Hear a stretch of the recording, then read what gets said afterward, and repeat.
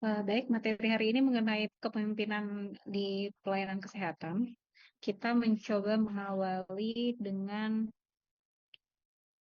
konteks bahwa rumah sakit kita, industri kita yang di industri perumahsakitan ini, tentunya setiap harinya dia akan menghadapi berbagai macam tantangan ya.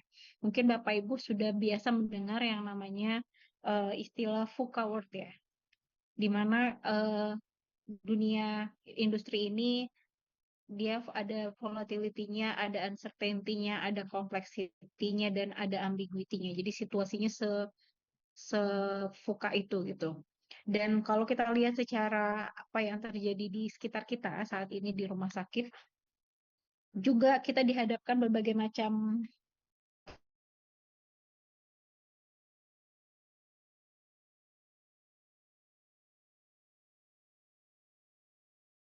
pasca COVID pun itu ada banyak sekali kebijakan yang berubah, entah itu mengenai digitalisasi, akreditasi juga berubah dalam 2 tahun terakhir. Kemudian mungkin juga saat ini yang mendekat akan ada kris yang akan juga segera berlaku.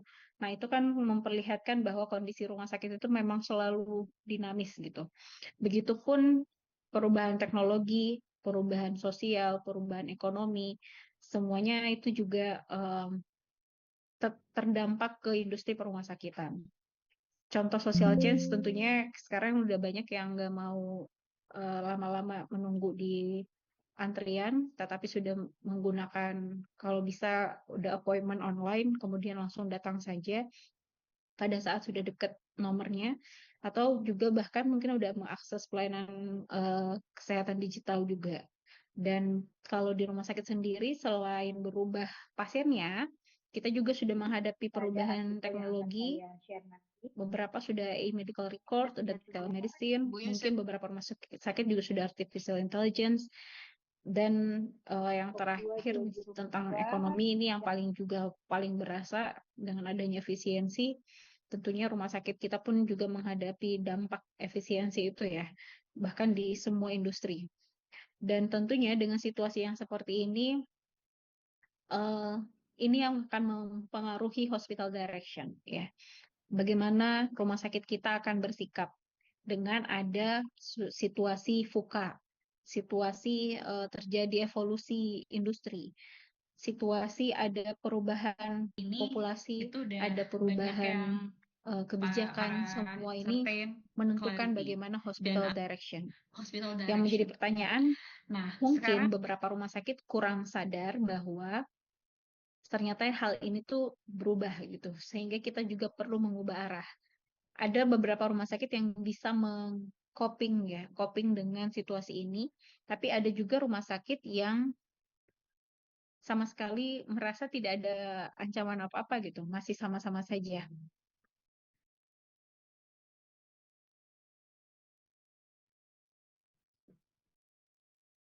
Kemudian kita juga dihadapkan oleh masyarakat kita yang tentunya sudah menghadapi perubahan cara hidup ya, dari yang first industrial revolution hingga ke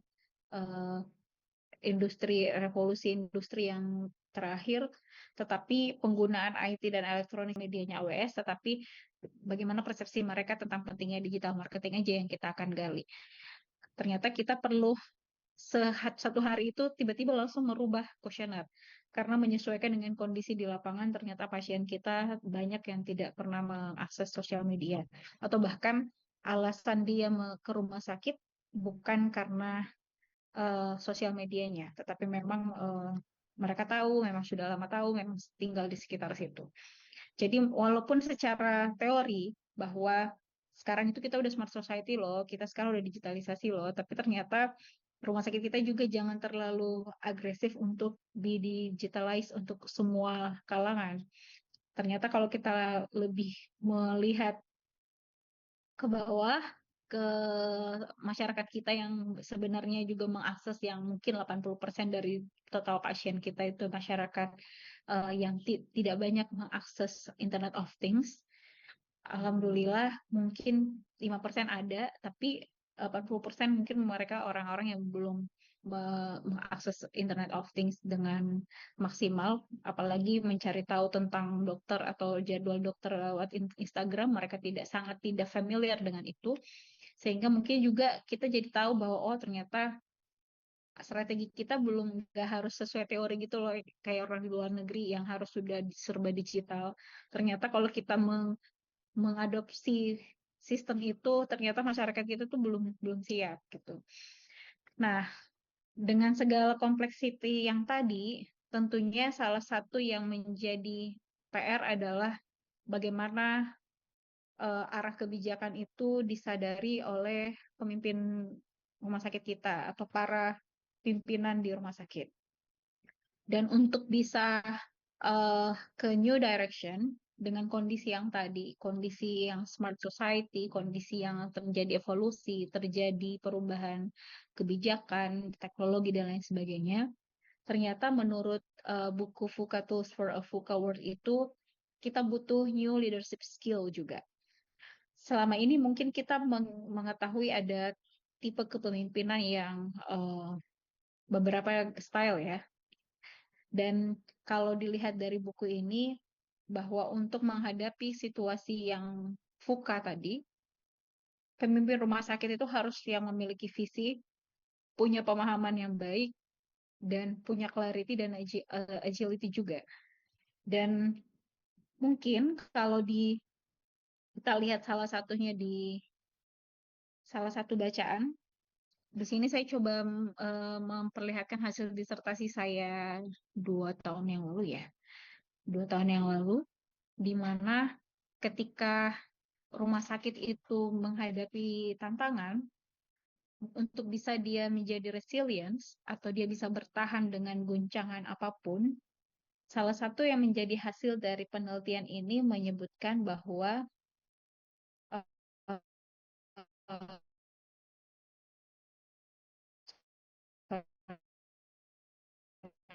saya adalah yang pertama mengidentifikasi disrupsi apa sih yang rumah sakit hadapi dalam pada jurnal ini tuh membahas tentang ada 22 informan, baik itu dari Kementerian Kesehatan, para direktur rumah sakit swasta dan dewas rumah sakit swasta, rumah sakit holding, dan dari kenapa apa saja tantangan yang rumah sakit Indonesia hadapi saat ini. Pertama, ada disrupsi yang secara internal organisasi, kemudian ada disrupsi yang eksternal organisasi. Dan disrupsi internal organisasi ini rumah sakit kita menghadapi yang di dalam lingkaran ini di mana budaya organisasinya itu belum baik. Jadi dari dalam diri organisasinya itu sendiri pun menjadi disruption. Kemudian kemampuan kerjasama lintas sektornya belum baik, penerapan manajemennya masih rumah sakit manajemen tradisional, kemudian beberapa resisten terhadap perubahan, mindsetnya terkait bisnis rumah sakitan masih cukup belum baik, dan salah satunya yang menjadi isu juga adalah rendahnya kemampuan manajerial. Jadi ini bukan kata saya, walaupun penelitian saya, tetapi ini para informan di berbagai ekspertis di seluruh Indonesia, baik itu akademisi, praktisi, dan policy maker, mereka menyebut bahwa ini yang menjadi disrupsi rumah sakit kita saat ini. Tetapi selain yang di internal, di eksternal ini ada perubahan yang mungkin sama dengan yang tadi disebutkan di beberapa teori. Kita dihadapkan kebijakan, perubahan paradigma pengelolaan rumah sakit, perubahan pasar, kemajuan teknologi, ekonomi, kemudian bahkan pelayanan kesehatan kita dipolitisasi, bahkan ada juga bencana ya. Nah, kalau case di Indonesia, kita akan menghadapi ini juga, monopsoni power BPJS. BPJS cukup memonopoli. Kemudian pelayanan hemat dan bermutu, ada teknologi IT dan lain sebagainya. Jadi ini semua masih membahas tentang shock. Dan simple survei yang dilakukan untuk apa saja yang rumah sakit harapkan ketika disrupsi yang tadi itu semua terjadi di lingkungan rumah sakit, di sini lebih banyak menjawab adalah BPJS bayar tepat waktu. Ya, jadi dari segala macam disrupsi yang rumah sakit hadapi, entah itu tentang budaya organisasinya kurang bagus, kemampuan SDM-nya kurang baik, atau cicilan kredit rumah sakitnya juga dia pengen ringan, tapi yang mostly yang menjawab tentang apa yang dia harapkan pada era disrupsi yang ini adalah BPJS bayar tepat waktu. Bisa saja ini udah tapi karena ini survei beberapa tahun yang lalu. Kira-kira kalau tahun ini masih yang diharapin rumah sakit atau udah beda yang diharapkan?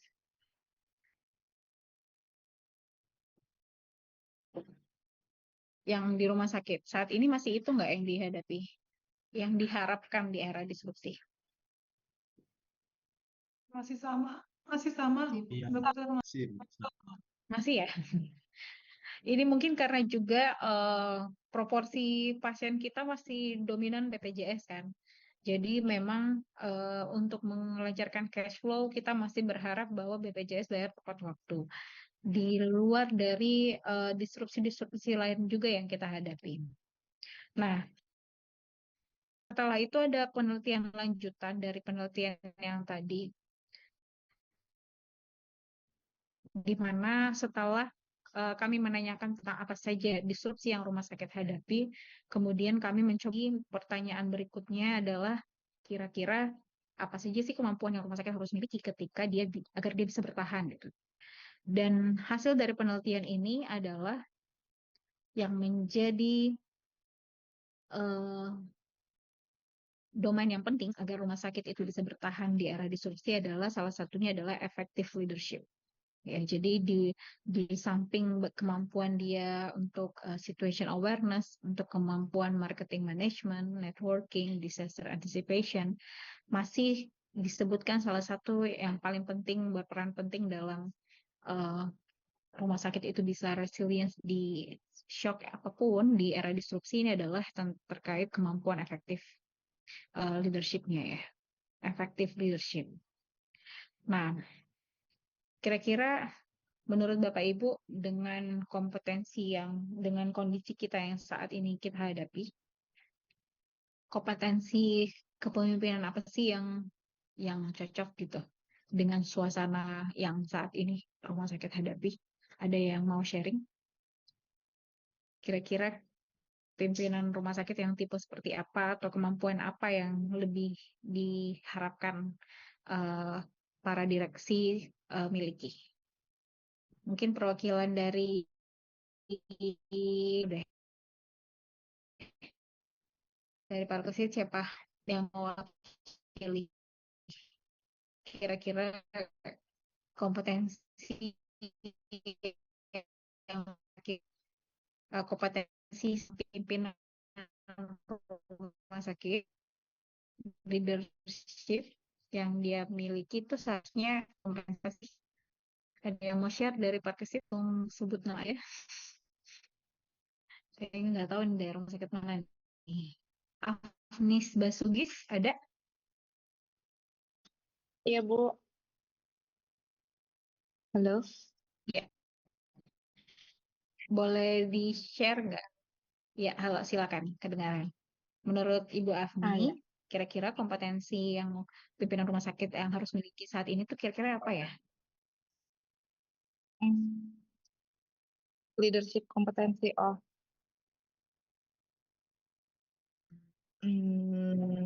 ya mungkin kalau Ini itu udah kepemimpinannya banyak yang harus bisa membawa perubahan kepada stafnya untuk Mhm.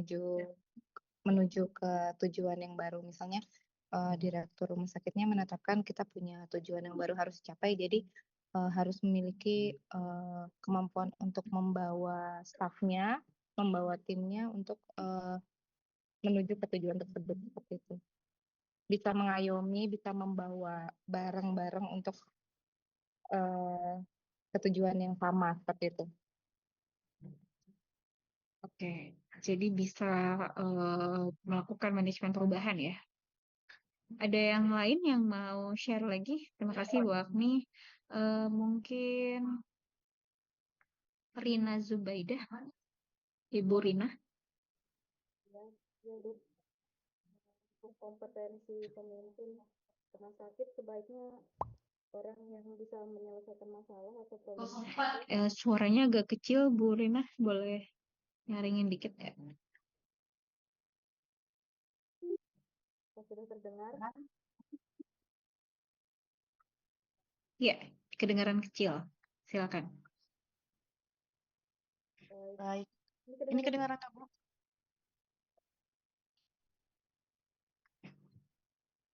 Iya, kalau menurut saya itu yang kompetensi yang diperlukan yaitu harus bisa menyelesaikan masalah yang ada di rumah sakit atau problem solver, kemudian harus bisa mengelola konflik yang terjadi karena di rumah sakit kan ada banyak bagian, jadi harus bisa mengelola konflik yang ada di rumah sakit supaya bisa ada solusi yang baik, dan juga harus bisa inovatif menyesuaikan dengan zaman untuk keputusan-keputusan yang dia ambil. Sementara seperti itu, Bu. Oke. Dia harus inovatif, dia harus juga punya kemampuan untuk manajemen konflik. Oke, terima kasih. Valencia Ursula, silakan. Raise hand. Menurut saya kalau untuk menambahkan dari teman-teman aja sih, yang lain tuh udah bagus, cuman mungkin ditambah adaptable kali ya. Jadi dia walaupun dengan keadaan, mungkin dia inovatif, mungkin dia bisa membawa itu, cuman kan kadang kan ada kayak apa ya, sesuatu yang terjadi yang tidak bisa kita prediksi, misalnya kayak COVID-19 kemarin gitu kan. Dia kan juga harus adaptable, gimana caranya dia bisa beradaptasi dengan lingkungannya dan dengan cara dia tetap juga berinovatif, tapi juga dengan beradaptasi dengan lingkungannya itu yang baru itu. Karena kan sekarang berubahnya kan nggak nentu ya, kadang berubah, kadang sama gitu. Jadi menurut saya harus adaptable juga. Oke, terima kasih Valencia. Jadi tadi manajemen konflik, inovasi, ditambahin ada lagi kemampuan adaptasi ya. Dia harus bisa beradaptasi. Kemudian ada Helen. Ya, silakan Helen. Terima kasih, saya menambahkan juga. Ya, Kalau silakan. melihat kondisi yang ada, FUKA seperti yang tadi Dokter Mala sampaikan, pemimpin juga harus mempunyai kemampuan transformasi. Jadi melihat perubahan zaman yang ada, dia juga harus berubah. Nggak bisa menggunakan cara yang lama untuk kondisi yang ada saat ini. Begitupun juga ke depan, dia juga harus punya kemampuan, mungkin yang tadi hampir sama, mungkin adaptasi dengan kondisi yang ada. Kemudian yang kedua, dia juga harus punya kemampuan strategik. Karena kondisinya di lapangan menyebabkan dia bisa jadi harus merubah strategi yang dulu dia pakai dengan kondisi yang ada, harus lebih cepat bisa mengatur strategi lagi supaya bisa menghadapi kesulitan dan kendala yang ada. Mungkin itu masuk tambahan dari saya. Terima kasih. Terima kasih Bu Helen. Ya, melengkapi teman-teman yang tadi, selain adaptif, dia juga harus punya kemampuan bertransformasi. Yang lalu pada saat COVID itu memang benar-benar sesuatu yang di luar dugaan kita ya. Kita benar-benar unexpected bahwa kita akan benar-benar dihadapkan tantangan yang kalau tidak bertindak maka nyawa taruhannya pada saat COVID. Dan mungkin masih semuanya membayangkan bagaimana situasi harus bisa tiba-tiba pakai hazmat, tiba-tiba harus nyetok oksigen, harus nyetok ada berbagai macam vitamin supaya tidak mudah kena COVID pada saat itu. Dan semuanya di luar dari yang kita bayangkan. Selama ini mungkin kita merasa nggak perlu nyetok ini, udahlah nggak perlu belanja ini, tapi ternyata tiba-tiba harus bertransformasi. Bahkan yang paling berasa adalah memisahkan antara gedung yang isolasi dan non isolasi ya, yang mana gedung untuk perawatan COVID dan non COVID, di mana kita harus tiba-tiba harus ke outdoor melakukan screening, di mana supaya steril di bagian mana dan lain sebagainya. Semuanya kita mengatur bagaimana alur proses pelayanan, kita pun melakukan transformasi itu. Bahkan pimpinan yang cukup adaptif, yang cukup inovatif pada saat COVID, itu juga dia punya keberanian. Dia punya keberanian untuk tetap bisa memberikan pelayanan. Karena ada beberapa case rumah sakit di Sulawesi itu, eh, memang benar-benar dia tutup rumah sakit ya. Dia tutup karena nggak berani ketular, nggak berani SDM-nya itu juga tertular, atau bahkan SDM-nya yang nggak berani ke rumah sakit karena takut menularkan keluarga. Sehingga memang ada yang mengambil keputusan ya udah kita tutup aja dulu selama pandemi. Jadi tidak juga semua pemimpin itu seberani itu untuk menghadapi kondisi yang kemarin. Karena kita melihat memang nyawa tiap hari bunyi ambulans di mana-mana ya. Dan memang itulah yang tidak mudah.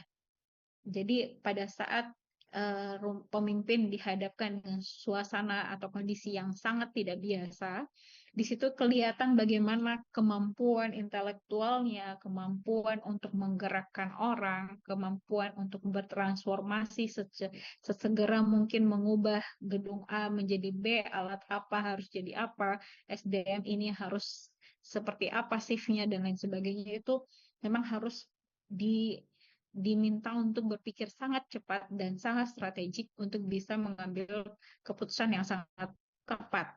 Cepat enggak juga belum tentu bagus ya, tapi juga harus tepat. Dan itulah yang sangat menjadi tantangan pada saat itu. Karena kita lihat ada banyak rumah sakit yang juga kolaps, terutama rumah sakit swasta yang tidak tidak melihat ini sebagai sesuatu peluang. Dia malah banyak mem-PHK misalnya pegawainya. Tapi malah ada rumah sakit yang pada saat itu kalau kita mau lihat hasil positif COVID kan nunggu beberapa kali 24 jam tuh ya. Tapi ada beberapa rumah sakit yang berinovasi langsung melihat bagaimana alurnya sampai bisa 1 kali 24 jam, bahkan dalam 8 jam hasilnya keluar. Karena orang tetap ada yang mau bepergian. Sehingga rumah sakit swasta itu melihat ini peluang.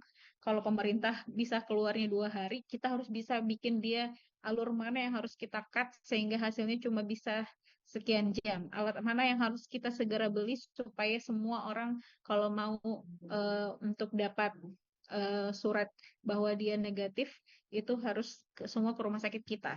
Karena orang mau bepergian, kita harus ambil peluang itu. Berapapun biayanya orang akan waktu itu pakai kan. Sehingga memang ada yang melihat itu sebagai peluang.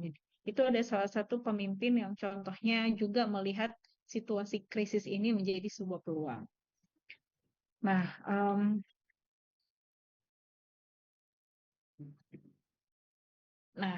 kalau kita lihat bagaimana pentingnya kompetensi leadership dalam mempengaruhi bagaimana kinerja organisasi, kita lihat bahwa di sini menurut AIHR, leadership kompetensi itu merupakan kompetensinya bagaimana dia bisa memimpin organisasi, dia bisa memimpin orang lain, dan yang paling penting adalah memimpin dirinya sendiri. Ya, jadi leadership kompetensi kalau hanya dia bisa leading the organization, mungkin banyak yang punya kemampuan manajemen. Mungkin dari ekonomi, dari mana itu bisa kita ajak untuk menjadi leader di rumah sakit. Tetapi sekali lagi rumah sakit itu karakteristiknya kan orang yang datang adalah orang-orang yang stres ya. Yang sakit stres, keluarganya stres, kumpulan orang stres nih berada di rumah sakit. Sehingga dan orang-orang yang terlibat dalam satu alur pelayanan dari parkiran sampai pulang itu adalah orang yang berbeda-beda latar belakangnya.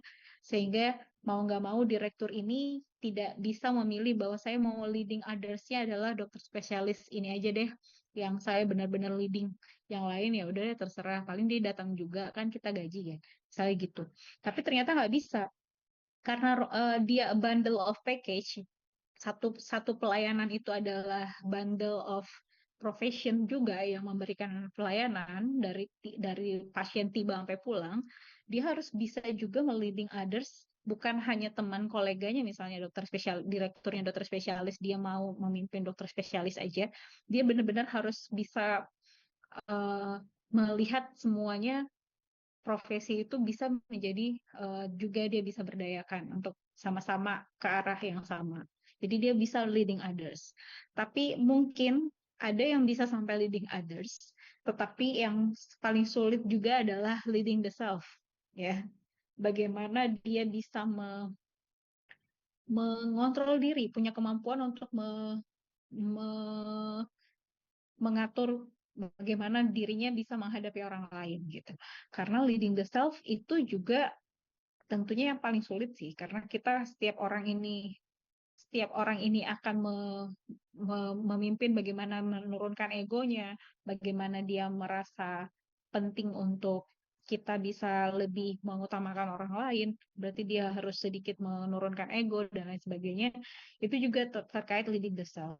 Sehingga leadership kompetensi tidak juga cukup dengan kita melihat kemampuan dia untuk, misalnya kalau dia pernah jadi panitia apa gitu ya, panitia run gitu ya, fun run, dia bisa leading others, semuanya dia bisa arahkan, dia berdayakan, ini semuanya dia gerakkan. Tetapi ketika dia disimpan di konteks situasi rumah sakit yang dia harus ketemu profesi dokter spesialis A, B, C yang beragam karakternya, terus dia ketemu dengan perawat, ada perawat senior, ada perawat yang pemula dan lain sebagainya, itu juga mereka punya karakter sendiri. Ketemu cleaning service juga beda karakternya, ketemu lagi laboran juga berbeda perilakunya, dan di situ ternyata lebih menantang gitu. Jadi kompetensinya memang cukup kompleks juga, khusus untuk menjadi seorang pemimpin di rumah sakit. Dan apa yang menjadi dampak ketika seorang pemimpin punya leadership kompetensi? Jadi pemimpin itu kan nggak semua punya kemampuan kompetensi leadership ya. Kadang-kadang karena kalau di rumah sakit pemerintah itu ada pengaruh politik, mungkin ada beberapa yang bidding dan sesuai kualifikasi, tapi ada juga beberapa yang nggak lewat bidding dan langsung ditunjuk gitu kan. Jadi selected, bukan elected karena kualifikasi. Dan leadership kompetensi inilah yang akan mempengaruhi apakah dia akan menjadi berdampak atau tidak. Saat ini kalau di kebijakan Kemendikti-Saintek, kampus itu harus kampus berdampak ya. Jadi punya dampak ke masyarakat. Jadi bukan lagi seperti ada barrier antara kampus dengan masyarakat. Kampus itu disebut bagus ketika dia berdampak. Nah, sama di sini sih. Konsep leadership pemimpin yang bagus itu, walaupun dia punya kompetensi leadership yang mungkin diakui secara sertifikat dia punya, secara ijazah dia punya, kira-kira dia berdampak nggak orangnya? Dia punya creating impact. Dia bisa inspirasi dan motivasi pegawai, dia bisa membangun hubungan yang baik, dia bisa membuat keputusan dengan baik, dan bahkan bisa bagaimana driving change juga di organisasi. Ketika dia bisa creating impact inilah, karena dia bisa menggerakkan, melakukan navigasi, bisa melakukan driving change, diharapkan seorang pemimpin itu bisa berimpact terhadap kinerja organisasi itu menjadi optimal, atau bahkan organisasi itu bisa bertransformasi walaupun apapun shock yang dihadapi. Nah, ini contoh untuk kompetensi for leading organization ya. Ada social intelligence, problem solving, dan lain sebagainya. Kemudian kompetensi for leading others, di sini ada interpersonal skill, emotional intelligence, dan lain sebagainya. Kemudian untuk kompetensi for leading yourself, ada learning agility, industry expertise, dan lain sebagainya. Ini yang nanti silakan dibaca. Dan ini yang menjadi bagaimana seorang bisa bahwa kepemimpinan itu tuh bisa dipelajari. Karena ternyata dari semua kompetensi tadi 1-10 misalnya, kemampuan social intelligence, problem solving, conflict management, itu ada action to start taking today yang dibuat menjadi seperti kurikulum, bahwa ini loh sumber bukunya kalau kamu mau punya kemampuan problem solving, ini loh yang dibaca untuk mau punya kemampuan inovasi, silahkan dengar podcastnya How the Best Leader Drive Innovation by HBR on Leadership. Jadi sebenarnya memang bisa diupayakan, bisa diusahakan. Yang menjadi pertanyaan adalah apakah di rumah sakit kita leadership competencies itu menjadi salah satu kurikulum yang wajib untuk pelatihan sehingga direksi saat ini tuh punya kader gitu. Jadi kalau di NHS di UK mereka itu punya sistem bahwa satu orang di sistem misalnya Kina nih, Kina itu dalam 1 tahun dia harus punya mandatory trainingnya apa, 7 misalnya, untuk interpersonal skill-nya harus dia punya ikut 8 pelatihan, dan kelihatan di dashboard bahwa dia sudah mengikuti pelatihan itu untuk misalnya untuk kepemimpinan ya, latihan untuk interpersonal skill, untuk managing yourself, untuk tes social intelligence, apakah dia benar-benar sudah baca modul di sistem yang sudah disediakan rumah sakit. Dan kemampuan dia untuk menyelesaikan modul tersebut, itu kan biasanya ada kuis. Itu tuh jadi tercatat di sistem bahwa oh ternyata Sekina di tahun ini sudah menyelesaikan modul terkait social intelligence, interpersonal skill, dan bagaimana emotional intelligence.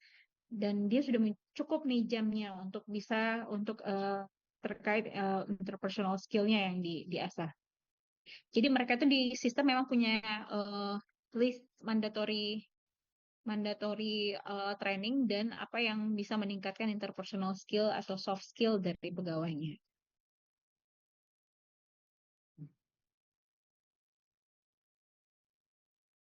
Nah, kalau kita lihat ada banyak sekali cara untuk mengubah hospital, bagaimana kita organizing the hospital, bagaimana kita melihat bagaimana di sini top down hierarchy, ada birokrasi, kemudian berubah menjadi organisasinya yang menjadi organism. Kalau dulu kita mungkin organisasi itu dilihat sebagai sebuah mesin, di sini dilihat organisasi sebuah organisme, di mana semuanya itu bisa berubah, bisa fleksibel, bisa bekerja sama, dia ada connected, ada juga dia bisa interconnected service, dan ada leadership juga di setiap, ada leader di setiap unit di sini ya. Di semuanya udah mix. Kalau kita lihat yang di sebelah kiri organisasi as mesin, ini setiap orang punya kotak-kotaknya sendiri untuk menjalankan fungsi. Sedangkan kalau di organisme boleh fleksibel, boleh berpindah-pindah, dan setiap dari unit itu ada leader yang bisa menjadi inspirasi gitu, yang melihatkan bagaimana organizational direction. Ini juga ada salah satu contoh metode untuk meningkatkan sistem thinking. Dia pendekatannya never ending innovation of hospital, di mana dia melihat bahwa kita perlu melakukan define, kemudian melakukan tes sampai mengempathize sampai prototype. Ini menjadi sebuah bagian dari sistemnya, sehingga terjadilah seperti learning organization sih tepatnya ya, di mana setiap orang itu punya kemampuan design thinking gitu. Dia bisa melakukan inovasi. Oh ternyata kalau saya lihat sampah belum diambil di jam 10 pagi, itu ternyata saya lihat akan banyak sekali kucing yang akan lewat.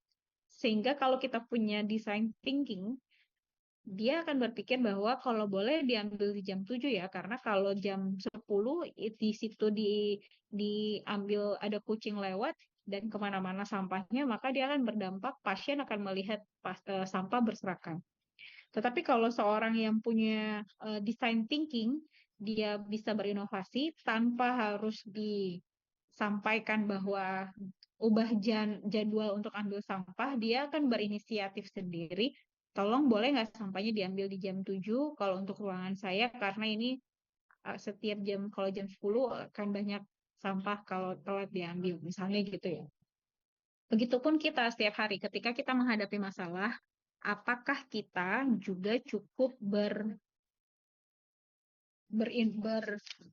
inisiatif ya? Karena ada juga tipikal orang yang tidak punya inisiatif gitu. Dia tipikal orang yang kalau nggak disampaikan by instruksi, dia tidak akan bergerak sama sekali. Dia akan fokus ke pekerjaannya. Tetapi ada juga orang yang dia tidak menunggu instruksi, tetapi karena melihat ini harus dilakukan perubahan, maka dia bertindak langsung melakukan inisiatif untuk bisa melakukan ada action untuk bisa menyelesaikan masalah. Nah, diharapkan sebenarnya sih para manajer-manajer kita bukan yang direksi saja ya, tetapi yang middle manager. Middle manager ini kan yang paling menerjemahkan strategi organisasi ke frontliner ya, ke operasional. Sehingga manajer yang level middle manager ini harus punya kemampuan untuk bisa berinovasi juga. Sama seperti kemarin pendiskusi kita di kelas, bahwa kira-kira gimana ya, kita harus ketemu, mendengar dulu bawahan kita baru kita menyusun, atau kita nyusun dulu terus kita nyuruh. Nah, itu sebenarnya adalah kita yang perlu melakukan bagaimana mendefine, karena kita yang tahu bagaimana konteksnya ya, sehingga yang mana yang harus didahulukan itu tergantung dari bagaimana konteks yang kita hadapi. Ini yang disebut dengan design thinking. Ini hanya beberapa contoh mengenai teori kepemimpinan. Yang ingin saya sampaikan bahwa dari berbagai macam teori kepemimpinan ini terjadi pergeseran ke resilient leadership, di mana bukan hanya berfokus tentang bagaimana kita mengencourage, bagaimana kita melakukan ada hubungan antara pemimpin dan anggotanya, bagaimana kita menjadi teori yang transformasi ini lebih ke bagaimana punya karisma sebagai pemimpin. Tetapi beberapa style kepemimpinan terjadi pergeseran dalam beberapa tahun terakhir. Ini dikarenakan konteksnya yang tadi yang dihadapi, bahwa memang konteksnya kita di situasi yang sangat VUCA tadi. Jadi memahami pergeseran pola pikir yang terjadi, karena untuk sukses itu diperlukan perubahan pola pikir pertama. Agak sulit ketika kita mau memimpin tetapi pola pikirnya masih misalnya belum open minded untuk mau menerima masukan, mau menerima kritikan. Kemudian melakukan identifikasi dan mengarahkan ketidakpastian. Bayangkan yang diarahkan ini ketidakpastian. Dan tentunya ini juga butuh menanamkan trust ya. Karena kadang-kadang kita mau mengarahkan juga ketidakpastian, tetapi kita nggak dipercaya, orang juga jadi antara mau nggak mau untuk mau melaksanakan yang kita arahkan gitu. Jadi menanamkan kepercayaan itu juga penting. Dan kemudian di sini ada menentukan tujuan dan pedoman untuk mencapainya. Kadang-kadang kita punya tujuan, tetapi kita nggak punya pedomannya. Itu seperti kayak jelas mau kemana, tetapi kita nggak menentukan juknisnya. Ini kalau mau sampai ke sana itu harusnya lewat mana, kecepatan berapa, siapa yang lakukan, itu tidak clear. Jadi semua orang cuma ngawang-ngawang aja kalau memang mau ke sana, tapi nggak tahu caranya gimana. Jadi harus juga jelas pedoman untuk mencapainya. Dan salah satunya juga yang terakhir di sini, belajar dari kesuksesan orang lain. Rasa-rasanya rumah sakit udah sangat sering untuk benchmark ya. Udah benchmark untuk ke rumah sakit yang cukup sukses, untuk bahkan rumah sakit pemerintah yang berhasil surplus dengan pasien BPJS pun juga ada. Di situ mungkin kita juga udah banyak yang benchmark untuk itu. Mungkin juga Parkesit menjadi salah satu rumah sakit yang banyak yang benchmarking ke sana, karena kemampuan untuk sebagai rumah sakit BLU dan bisa menghasilkan pendapatan BLUD yang cukup tinggi dibandingkan rumah sakit yang sekelasnya di luar daerah, tetapi kemampuannya untuk menghasilkan pendapatan yang BLU-nya masih kurang baik. Dan ini salah satunya adalah ada istilah yang namanya resilient leadership. Resilient leader ini adalah kemampuan untuk melihat situasi ya. Dia bisa melihat situasinya sulit, situasinya krisis, bahkan dia melihat bahwa kegagalan itu cuma kemunduran sesaat aja. Jadi bukan untuk melihat bahwa ya udah emang kayak gitu ya, kan kita rumah sakit pemerintah ya mau diapa lagi, kan nggak mungkin juga rugi rumah sakit pemerintah. Tapi seorang resilient leader melihat bahwa ya walaupun kita ditempatkan misalnya di rumah sakit pemerintah, kita sedikit mundur dari segi pendapatan dibandingkan rumah sakit swasta lainnya, tapi dia bisa melihat bahwa ini kita cuma mundur sesaat, kita akan bisa segera bangkit gitu ya. Dia bisa segera bangkit dari situasi yang membuat dia sedikit mundur. Nah, untuk resilient leader ini, dia memiliki kemampuan untuk bisa melakukan bounce back. Jadi bounce back artinya kalau bola itu kita seperti kayak main bola bekel ya. Kalau kita lempar, mungkin dia sedikit ada dapat tekanan, setelah itu dia ada terpental lagi, dia bangkit lagi. Jadi seperti itu yang menjadi kemampuan resilience. Ketika dia mendapatkan shock, bisa saja dia sedikit mundur, sedikit turun dari kapasitasnya, tapi tiba-tiba dengan kapasitas itu dia bisa langsung melakukan transformasi. Dia bisa bounce back dengan shock yang dihadapi. Nah, ini juga ada gaya kepemimpinan lain yang dibutuhkan dalam kondisi pandemi COVID. Di sini kemampuan untuk berterus terang, kemampuan empati.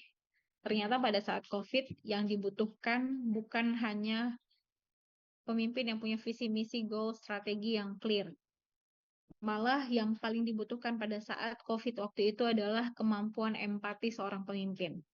Bahwa dia berempati, ini mungkin terlambat datang karena harus menyiapkan bagaimana keluarganya bisa tetap aman pada saat ditinggal bekerja. Ini karena kondisinya COVID jadi agak sedikit semuanya stres, semuanya takut untuk bisa kontak dengan keluarga. Tapi seorang pemimpin yang punya empati, dia akan tahu bahwa bukan cuma meminta orang untuk memenuhi janji kinerjanya, tetapi dia juga harus punya empati bagaimana merasakan berada di kondisi staffnya.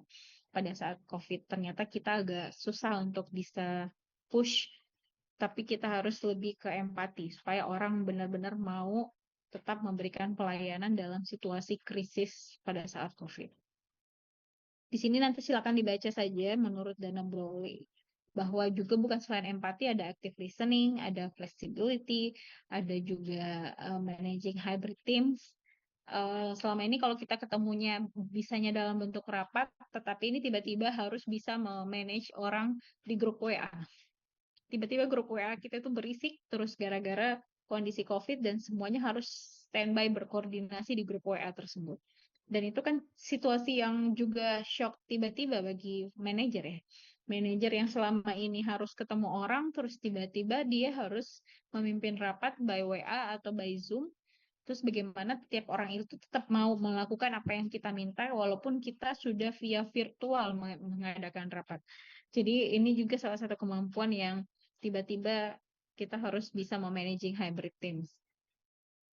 Nah, ini yang terakhir terkait framework yang mungkin sedikit berubah di pendekatan kepemimpinan ya.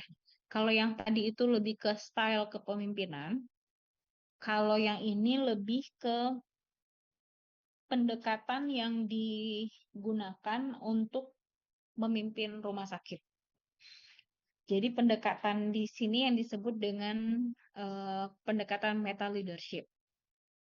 Meta leadership ini adalah sebenarnya kalau di Harvard itu sudah dikembangkan juga sebenarnya lebih ke organisasi non kesehatan ya.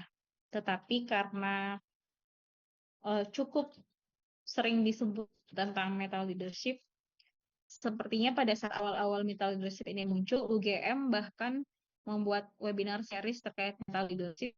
Silakan nanti diakses. Meta leadership menjadi salah satu pendekatan yang baik juga untuk di bidang kesehatan karena dia cukup komprehensif. Jadi bagi yang mau menulis tesis, tadi ada topik resilient leader, itu cukup belum pernah ada yang teliti. Terus meta leadership ini juga bisa dibilang belum ada yang mahasiswa yang melihat secara framework meta leadership juga di rumah sakit. Kalau Pak Cali sih lagi meneliti tentang meta leadership, tetapi mahasiswanya sendiri sih belum ada yang melihat meta leadership ya. Kemudian untuk meta leadership sendiri di sini ada beberapa dimensi. Yang pertama ada the person. Person itu orangnya sendiri. Kemudian kemampuan untuk bisa connectivity, dia bisa lead up, dia bisa lead beyond, dia bisa lead down, dan lead across. Jadi bukan hanya tentang memimpin bawahannya, tetapi dia secara pemimpin punya kemampuan untuk lead up. Lead up itu berarti bukan berarti dia nyuruh bupati ya, bukan berarti dia nyuruh CEO atau melakukan instruksi, tetapi secara the person dia punya ide yang ketika dia berbicara kepada atasan tersebut bisa tergerak untuk mengikuti idenya dia. Jadi dia benar-benar bisa punya kemampuan untuk mempengaruhi pemimpin dengan ide yang dia punya. Jadi yang dimaksud lead up di sini bukan berarti menginstruksikan bupati atau gubernur, tetapi secara posisi dia, secara the person, dia punya kemampuan intelektual, kemampuan emosional yang mampu membuat orang lain oke dengan idenya dia. Jadi dia beneran selling the idea ke atasan. Jadi dia akhirnya apapun kata dia, atasannya ikut gitu. Idenya dari ini kita oke gitu. Itu kemampuan lead up.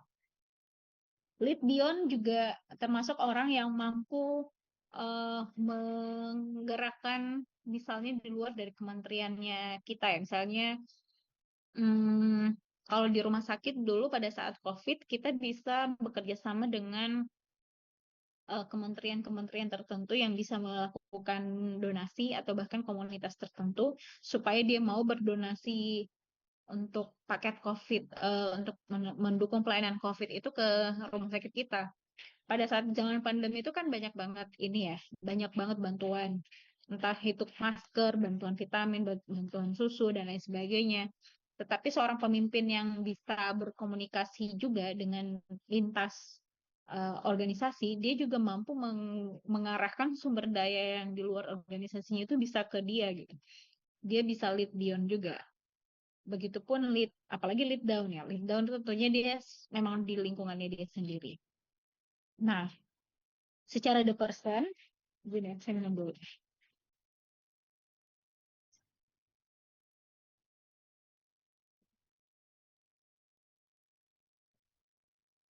Secara the person, seorang pemimpin meta itu adalah mengetahui kemampuan diri mereka sendiri dan kira-kira dampaknya terhadap orang lain.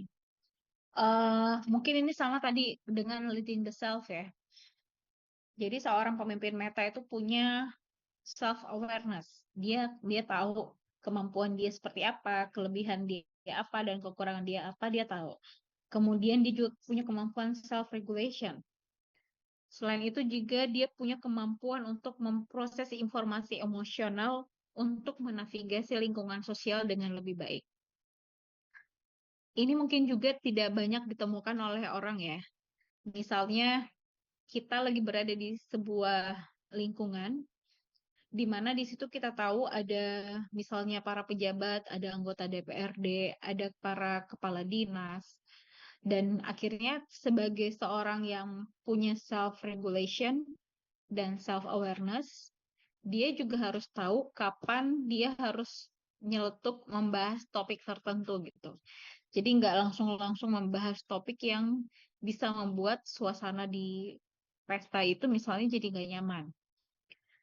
Dia juga harus punya kemampuan untuk membahas topik apa supaya semua orang yang berbeda profesi tadi itu tiba-tiba langsung bisa berbaur dengan baik. Nah, itu kita agak susah untuk nemu orang yang kayak gitu. Pernah kan ketemu orang kalau dia ada pasti semuanya tuh ketawa gitu. Atau kalau dia ada tiba-tiba semuanya orang jadi nyambung dan bisa ngobrol. Tapi ada juga orang yang kalau dia ada di situ orang jadi cuma dengerin dia aja, nggak pernah mau dia mendengar orang lain gitu. Jadi benar-benar ketika seorang pemimpin yang punya karakteristik the person yang meta ini, dia punya kemampuan tahu kapan harus bisa memproses informasi kita, kapan harus bisa bercanda, kapan kita harus ngobrol menyampaikan maksud kita. Jadi dia bisa mengatur dirinya tentang itu gitu. Kemudian untuk the situation. Ini adalah kemampuan seorang pemimpin ketika dia sehari-hari dia berada di lingkungan rumah sakit, tetapi secara thinking step dia setiap hari benar-benar berpikir gitu. Saya pernah 2011 itu awal rumah sakit Unhas dibangun kan, operasional. Kebetulan Pak Cali sebagai wakil direktur perencanaan dan keuangan dan saya ikut beliau. Beliau tuh sampai pulang ke rumah pun masih memikirkan tentang rumah sakit juga. Even lagi istirahat, masih tetap memikirkan tentang bagaimana rumah sakit besok bisa operasional dengan baik.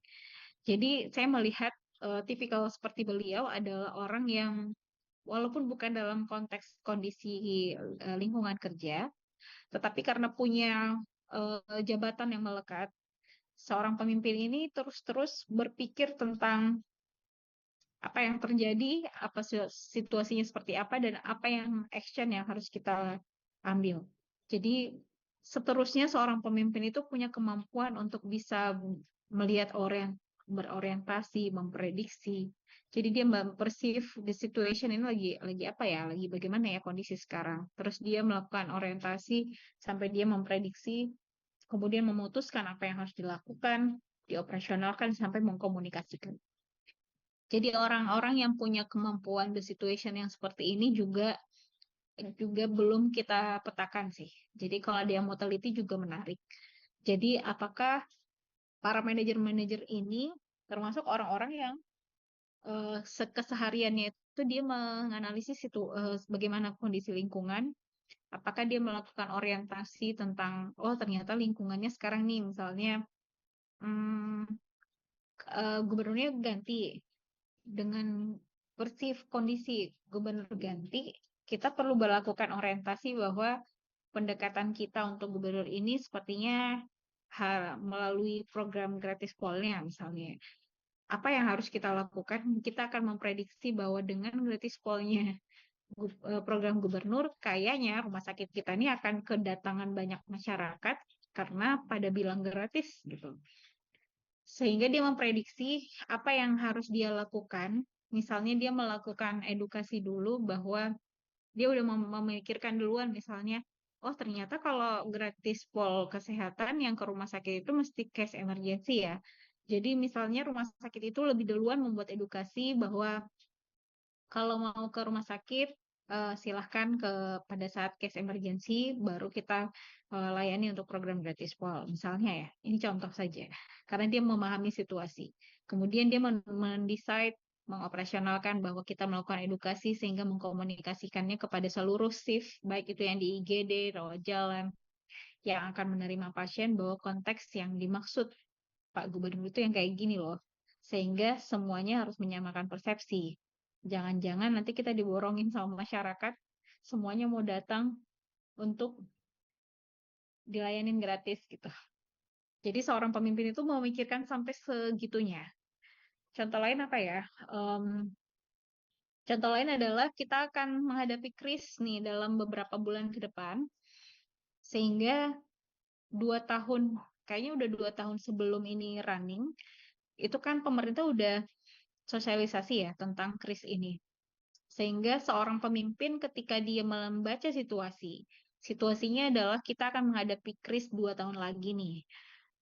Kita persif, oh begitu ya situasinya.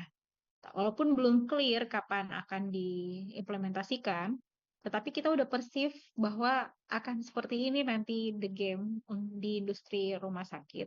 Sehingga kita punya orientasi, oh kalau gitu di perencanaan rumah sakit, kayaknya kita perlu melihat gedung kita nih, kita perlu lihat lagi yang mana yang akan kris ya.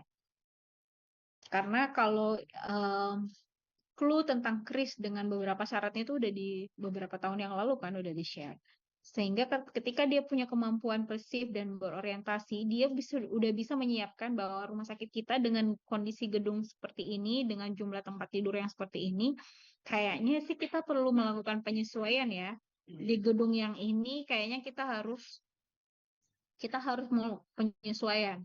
Dan kita prediksi bahwa dengan kris, sepertinya jumlah tempat tidur yang berkurang akan sebanyak ini. Sepertinya alokasi untuk bikin toilet akan perlu dianggarkan tahun sekian.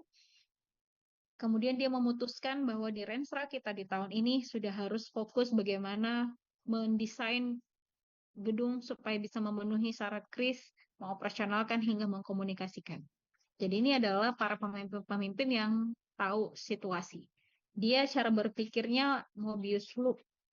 Dia masih persif, dia orientasinya terhadap lingkungan bagus, kemudian bisa punya kemampuan prediksi, sampai dia bisa mengkomunikasikan dalam bentuk kebijakan.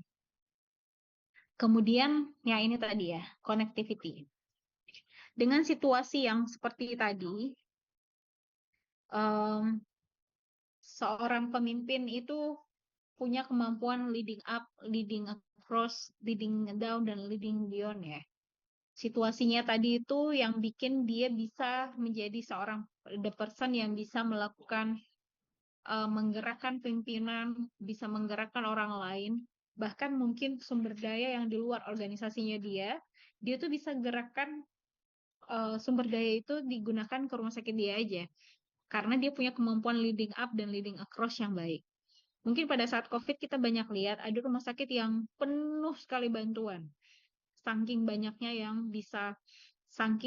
yang dia bisa gerakkan untuk ke rumah sakitnya dia. Padahal ada rumah sakit lain yang sama sekali nggak dapat bantuan, nggak dapat nggak dapat makanan gratis, atau nggak dapat vitamin, atau nggak dapat hazmat gitu dari bantuan dari komunitas-komunitas.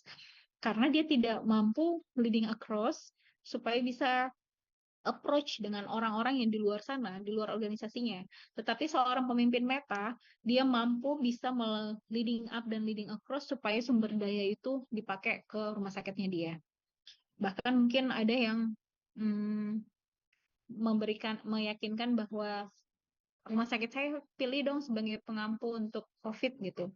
Karena pada saat yang lalu kan pemerintah menentukan yang COVID itu siapa dan yang bisa layanin COVID itu siapa, juga ada beberapa rumah sakit yang meyakinkan atasan bahwa kayaknya kita bisa deh membuka pelayanan COVID.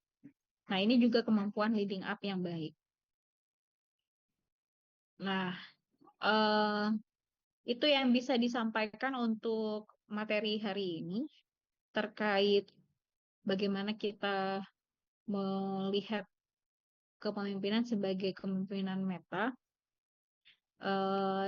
Saya rasa di sini ada banyak sekali ide untuk tesis. Kalau teman-teman ada yang mau membahas resilient leadership atau yang mau bahas tentang meta, ini agak jarang yang melihat. Tetapi kalau ada yang tertarik menanyakan para manajer-manajer di rumah sakit di Kaltim misalnya, kemampuannya seperti apa, itu juga boleh menjadi salah satu topik tesis yang menarik. Oke, sampai sini ada yang mau ditanyakan atau didiskusikan, Bapak Ibu? Ini kalau di Zoom karena nyambi ya, jadi ya gitu deh.